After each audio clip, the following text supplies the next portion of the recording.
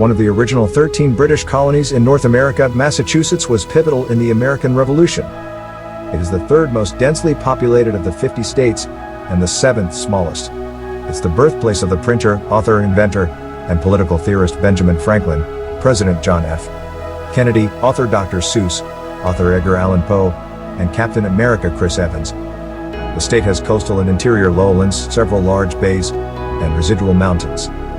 A 200-square-mile area called the Bridgewater Triangle in the southeastern part of the state is the home to UFO encounters, ghosts, animal mutilation, and Bigfoot reports. Oh, and don't forget the Pequodji. Many American Indian mythologies have stories of little people. The Wampanoag of Massachusetts legend is of the Pequodji. Jealous of the affection the Wampanoag showed the giant Moshop, well, the giant did create Cape Cod for them. The Pequodji began to torment the Wampanoag Indians, playing tricks on them, stealing their children, and burning their villages. Pequodjis are described as human-like, 2 to 3 feet tall with large noses and ears. Their skin is gray. The Pequodji can become invisible, use magic, and create fire at the snap of their fingers, but their most dangerous antics involve shooting poison arrows, with which legend says they used to kill Moshop and his 5 sons, and turning into a half-porcupine/half-troll. These diminutive human-like monsters have been known to lure humans to their deaths either by a poison arrow or by pushing the human off a cliff. Afterward, the Pequodji can control the souls of their victims. In modern times, people have reported encountering Pequodjis in Freetown Fall River State Forest, which includes a reservation in the Wampanoag Nation. Another American Indian legend, the Thunderbird, is an enormous bird that's name comes from the thunderous beating of its giant wings.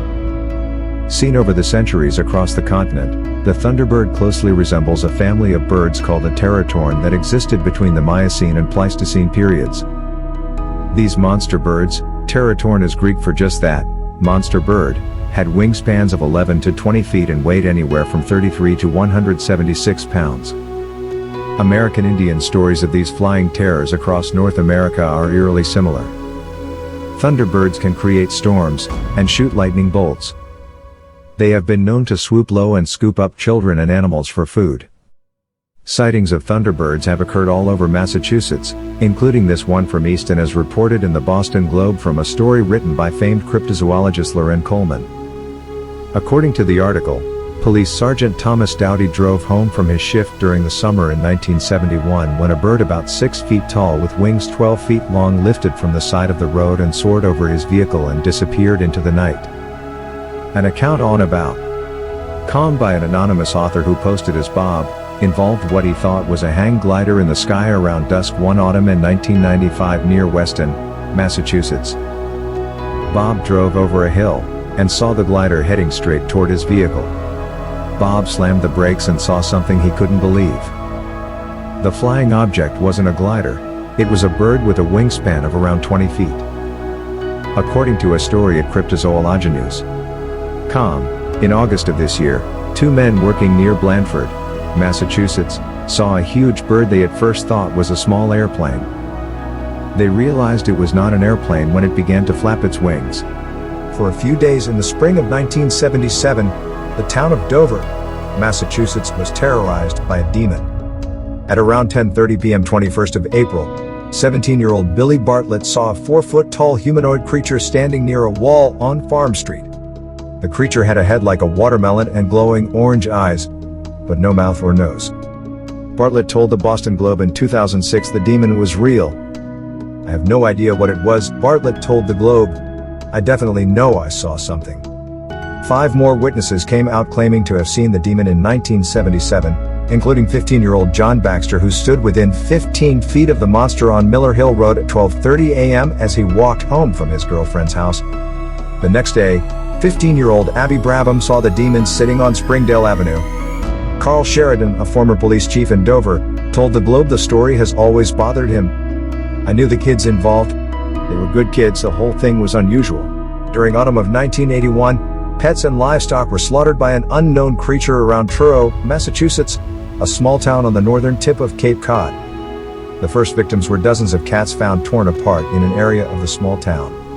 Various deaths continued through 1981 and into 1982 when hogs were found injured, their flanks ripped by deep claw marks, according to a story in the New York Times. People suspected a pack of wild dogs until the sightings began. Locals reported seeing a large furry creature that they did not recognize, according to the Times. The clearest sighting was from a married couple from Truro, William and Marcia Medeiros, who were taking a walk near head of the Meadow Beach. It had a very definite long rope-like tail like the letter J, Marcia Medeiros told the Times. We figured it was about as tall as up to our knees and weighed 60 or 80 pounds. The animal had a cat-like face and short ears. Marcia Medeiros was convinced they had seen a mountain lion. Others reported seeing something that looked like a mountain lion, although the last reported mountain lion in Massachusetts was in 1858. Despite numerous sightings, footprints were never found. Eventually the sightings and animal deaths faded. The first report of the 100-foot-long serpent in the harbor of Gloucester occurred in 1638 when British traveler and author John Jocelyn wrote the tale of a sea serpent, or snake, that lay coiled, sick, up like a cable upon a rock at Cape Ann, a boat passing by with English on board.